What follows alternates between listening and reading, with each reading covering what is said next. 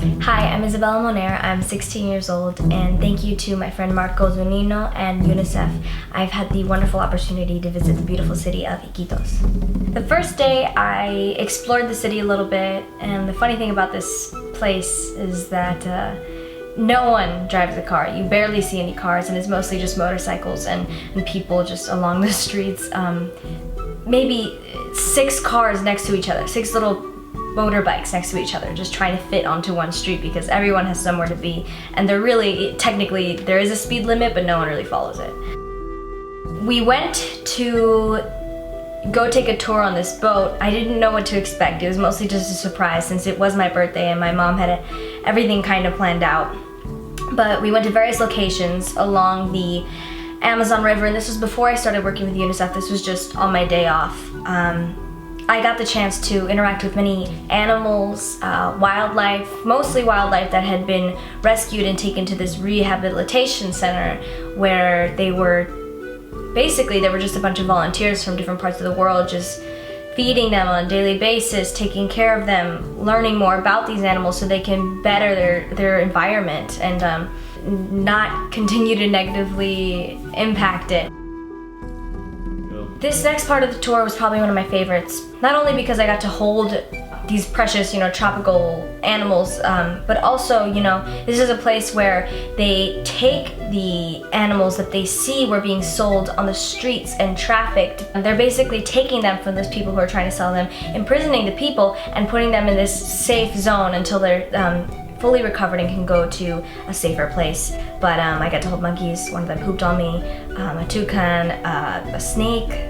It was amazing.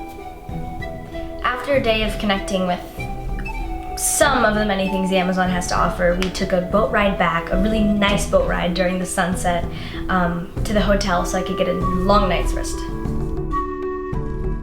We are having some technical issues on our way to the District of Indiana, to the surveillance center where we're just gonna get a tour, but something with the motor?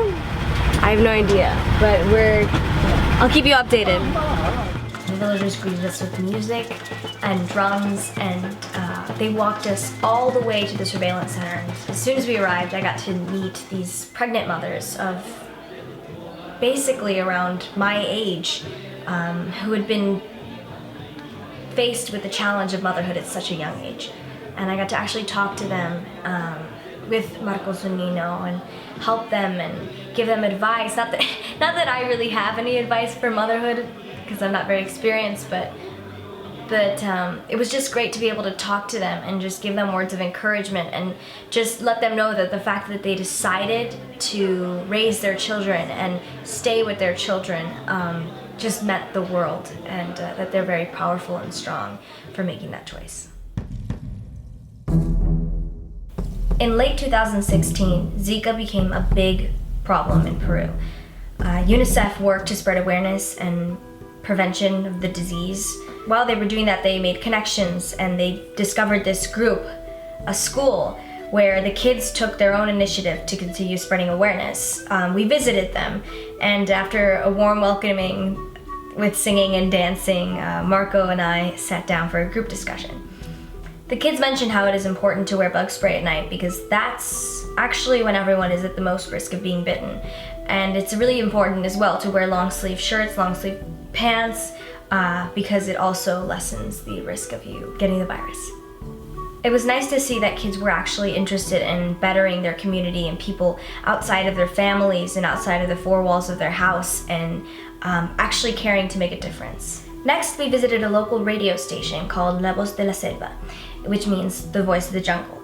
And it's hosted by actually these kids whose maturity goes way beyond their age. And we talked about such relevant yet under-discussed, underrated problems in the school and the environment and the community that these kids were fully aware of and fully wanted to make a change of. They accept calls from really anyone who calls the radio station, and they basically offer advice to anyone who needs any help. It doesn't matter whether it's home bullying, whether it's teachers who are underestimating them and their abilities, And really it's just these kids who are very fully aware of what's happening, and it's kids like these whose ambition will change Iquitos, and maybe one day it'll change things all around the world.